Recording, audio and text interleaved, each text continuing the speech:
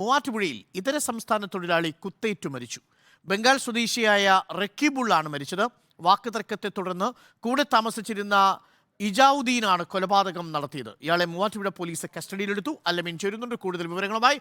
അല്ലമീൻ, രാവിലെ ഒരു കൊലപാതകത്തിന്റെ വാർത്തയാണ് നമ്മൾ പ്രേക്ഷകരെ അറിയിക്കാൻ പോകുന്നത്. എന്താണ് സംഭവം? എപ്പോഴാണ് സംഭവം? എങ്ങനെയാണ് സംഭവം? അരുൺ, ഇന്നലെ രാത്രി 12 മണിയോടുകൂടിയാണ് ഈ കൊലപാതകം നടന്നത്. എന്താണ് പ്രകോപന കാരണം എന്നുള്ളത് സംബന്ധിച്ചൊരു വ്യക്തത ലഭ്യമായിട്ടില്ല. ഇത് രണ്ടുപേരും ബംഗാൾ സ്വദേശികളാണ്. ഇവർ ഒരുമിച്ച് താമസിച്ചു വരികയായിരുന്നു. മൂവാറ്റുപുഴ വെള്ളൂർ കുന്നത്താണ് ഒരു സ്വകാര്യ വ്യക്തിയുടെ കെട്ടിടത്തിൽ താമസിച്ചു വരികയായിരുന്നു. ഒരാൾ കപ്പ കൃഷിയും മറ്റൊരാൾ മേസ്തിരി പണിയുമായിരുന്നു. അങ്ങനെ കഴിഞ്ഞു പോവുകയായിരുന്നു. മദ്യപാനമോ ലഹരിക്കടിമകളോ ഒന്നും ആയിരുന്നില്ല എന്നാണ് പോലീസ് പറയുന്നത്. പെട്ടെന്നുള്ള എന്തോ ഒരു പ്രകോപനത്തിന്റെ അടിസ്ഥാനത്തിലാണ്, അല്ലെങ്കിൽ അതിന്റെ ഒരു കാരണം മൂലമാണ് ഇജാവുദ്ദീൻ ഈ റക്കീബുള്ളിനെ കുത്തിയത്. രണ്ടുപേരും ബംഗാൾ സ്വദേശികളുമാണ്.